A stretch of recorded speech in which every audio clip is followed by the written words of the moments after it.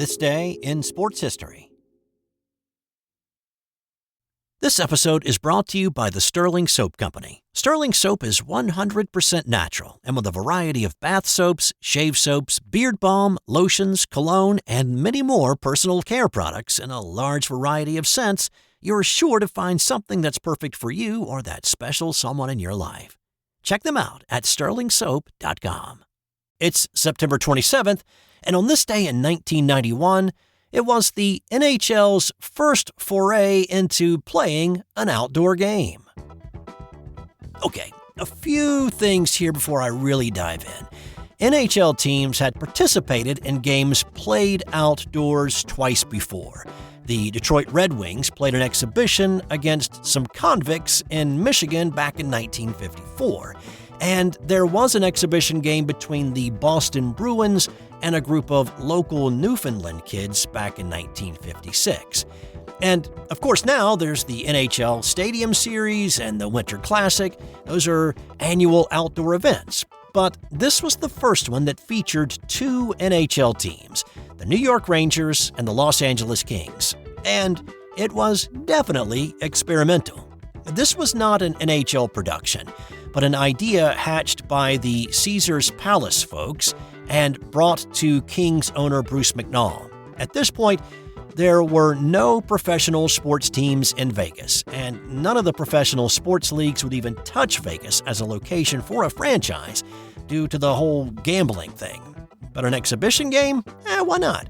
Who cares if it's like a dry sauna in the desert in September, right? You want to gamble on this game? Let's do it. It'll be fun.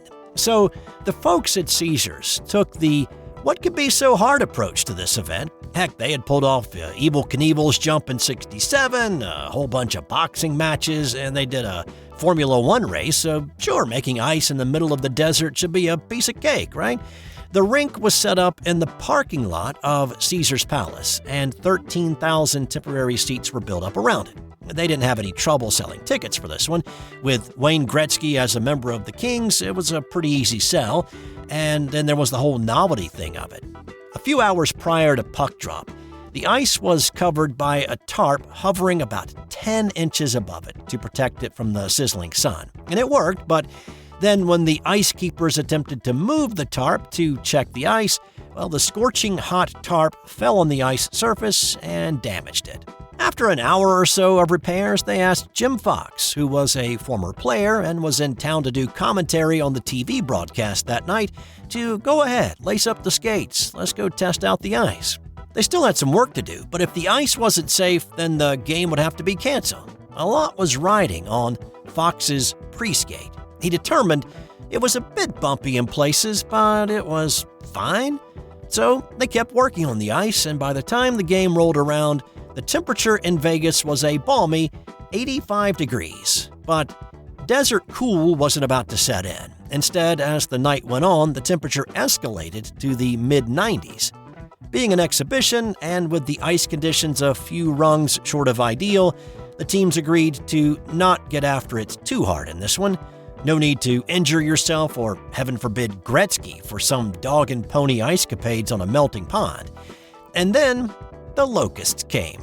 And I'm not talking about some metaphorical reference, but a literal one here about actual locusts drawn by the lights around the ice. And they began to swarm around the rink with a few falling on, well, I shouldn't say a few, a lot falling on the ice and then instantly dying. The players skated over them. By the start of the third period, the ice was in such bad condition that Gretzky didn't even come out of the locker room. Now, there was one other innovation that night. Kings goalie Kelly Rudy had been equipped with a camera and a microphone to provide unique on-ice views and some commentary throughout the game. Well, the microphone had technical issues and never worked at all, but the camera did, and it was the first time an on-ice camera had been used in a hockey telecast. The experiment of having an outdoor game on this night might not have gone as well as hoped, but the experience that the players had was a net positive. Aside from the ice conditions, the nostalgia of playing outside like many of them did growing up was great. It took a few years for outdoor hockey to return, but in 2003, the Montreal Canadiens and Edmonton Oilers played the Heritage Classic in Edmonton. It was part of the regular season, and there were no reports of locusts during that game. The 03 Heritage Classic led to the NHL routinely staging a couple of games outside each year, all of which can be traced back to what happened on this day in Las Vegas in 1991. On this day in 1998, the Prairie View football team finally won a game. It's kind of hard to say which is more difficult to believe, that a football team could go 9 years without winning a game, or that after losing 80 straight, that they would actually win one, and do it against the team that started the streak in the first place. But indeed, the Prairie View Panthers broke their long, agonizing streak of futility. The only sad thing about it is they didn't do it in front of their hometown fans in Prairie View, Texas, but on the road at Langston in Oklahoma City. So a couple of things to know here, and it may shed some light on what led to such a long string of losses. The losing streak began on November 4th, 1989, when Langston beat the Panthers 19-18. Controversy surrounded the team in '89, with head coach Haney Catchings accused by several players of withholding financial aid money based on their on-field performance, or as he considered it, the lack of it. Those players sat out in protest. An investigation later revealed that in addition to that, Catchings filed fraudulent expense reports and more than $100,000 was missing from the athletics budget. Catchings was fired and later pled guilty, but what he had done ended up hamstringing the department, causing all athletics except for track to be suspended. There was no football team in 1990, and when it came back in 1991, football only offered 15 scholarships, and even playing at the 1AA level that allows 63, it was still a mere pittance that they could even offer players to come and play there. So the team went winless for 7 straight seasons, and the first 3 games of the 98 season, and it was super close to continuing on this day. With 34 seconds left, Langston scored on a 51-yard touchdown pass to make it a 14-12 game in favor of Prairie View. Langston went for 2, and after officials spent 20 seconds peeling the pile of players, it was determined that the 2-point conversion had failed. The Panthers celebrated, a little prematurely, but understandable considering the circumstances. They still had to recover the onside kick that Langston attempted. When Prairie View recovered that onside kick, they could celebrate in full, ending their 80-game losing streak, the longest, by far, in NCAA football. It was not the start of an immediate turnaround, though. They would go on to lose their final 7 games of the season. So from one underdog winning on this day to another one that did it in 2000, and I will go ahead and admit that I do not know much about Olympic wrestling, and even less about Greco-Roman wrestling. But on this day, American Rulon Gardner won the gold medal, and it surprised everybody. Gardner was a quiet, unassuming Wyoming farm boy. In college, he'd been good, placing 4th at the NCAA championships in 1993. After that, Gardner changed disciplines to Greco-Roman, which forbids any holds below the waist and emphasizes throws. It was part of the first modern-day Olympics back in 1896, but the history of it stretches back to the ancient Greeks. The man who had dominated this form of wrestling was Russian Alexander Karelin. Karelin had not lost a match in 13 years. His training regimens became things of lore, such as carrying a full-sized refrigerator up 10 winding flights of stairs, or spending hours outside in the Siberian winter, high-stepping full speed in waist-deep snow. So, you got one guy who'd been untouched at the top of the sport for more than a decade against a guy who just took up the discipline 7 years before and in the Olympics for the first time. Oh, and they had wrestled each other one time before in 1997. Karelin treated Gardner like a sack of taters in that one, picking him up easily and tossing him on his head 3 times to win 5-0. So here on this day, not many were giving Gardner much of a chance. Now, this wasn't the most exciting gold medal final in Olympic history. Gardner played it safe throughout, parrying Karelin's attempts to swivel and hoist him up. In the second period, after a 20-second hold that might have made some newlyweds uncomfortable, Gardner squirmed like a worm, broke the hold, and escaped for the first point of the match. It stayed that way until the end. Now, the rules state that one wrestler must score at least 3 points, or the match goes to overtime, and so it did. And still, Karelin could not throw Gardner, and when the OT ended, the score stood. Rulon Gardner had beaten the unbeatable Russian and won the gold medal. We toss around the term game changer a lot.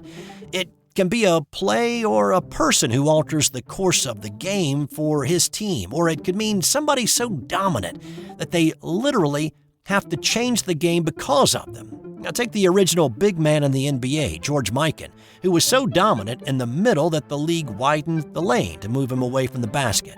Well, on this day in 1968, it was another game changer. Bob Gibson was wrapping up a dominant season for the St. Louis Cardinals.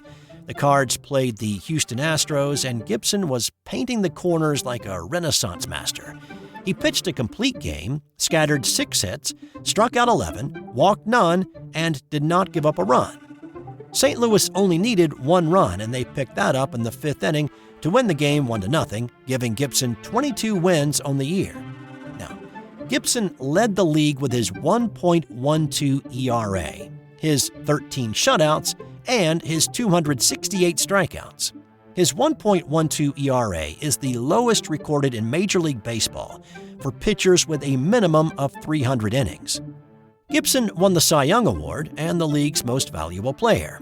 His 1968 performance was so dominant that Major League Baseball lowered the mound from 15 inches to 10 inches prior to the 1969 season. On this day in 1930, Bobby Jones beat Eugene Holmes 8-7 in the match play finals of the U.S. Amateur. The event was played at Philadelphia's Marion Cricket Club. 18,000 patrons followed the duo on this day, becoming the largest gathering of people to ever watch a golf match at that time. There was a reason they were all there, and it was to see Jones achieve golf immortality. When Jones tapped in on the 30th of the scheduled 36 holes that day, he not only won the U.S. Amateur, but became the only golfer to ever win all 4 of golf's majors in the same year. Now, at that time, the major tournaments were the British Open, the British Amateur, the U.S. Open, and finally the U.S. Amateur. Jones was just 28 years old when he won on this day, and he immediately retired from competitive golf. He soon began work on a golf course in Augusta, Georgia, that would begin hosting the Masters 4 years later. It's a bit of a gray area, but many contend that the start of golf's modern Grand Slam, which includes the Masters, the British Open, the U.S. Open, and the PGA Championship, started in 1960, when Arnold Palmer won both the Masters and the U.S. Open. No player has been able to equal Jones and win all 4 in the same calendar year. But when Tiger Woods won the Masters in 2001, he became just the second golfer in history to hold all 4 trophies at the same time, having won the 2000 U.S. and British Opens and the PGA Championship for the so-called Tiger Slam. And on this day in 1998, Mark McGwire blasted 2 home runs for numbers 69 and 70 on the season for a new Major League record. The 1998 season was for many years considered to be one of the most important seasons in Major League history. And while it may be too much to say it saved baseball, it certainly pumped interest and intrigue back into the game. I talked about the 1994 baseball strike that canceled the postseason and dragged on into the spring of '95. Well, there were a lot of upset and disappointed people after that strike, and baseball fans held a grudge. But the home run battle between St. Louis's McGwire and the Chicago Cubs' Sammy Sosa pumped life back into the game and made baseball must-watch television again. This was the final game of the season, and just 2 days before, Sammy Sosa held the lead in their home run chase. It was a short-lived 45 minutes, though, but it was close. McGwire hit a solo shot off Mike Thurman in the third inning, and then he smacked a 3-run blast off Carl Pavano in the seventh to break a 3-3 tie, and the Cards won the game on this day 6-3. McGwire finished with 70. Sosa closed out the year with 66. McGwire's record would last just 3 years until Barry Bonds hit 73 in 2001. And time now for today's Nothing to Do with Sports fun fact. 1 milliliter of ocean water can contain about 10 million viruses. That's all I've got for you today. This and every episode of This Day in Sports History is researched, written, voiced, and produced by me, Steve White. Enjoy the rest of your day, and I'll see you back here tomorrow for another edition of This Day in Sports History.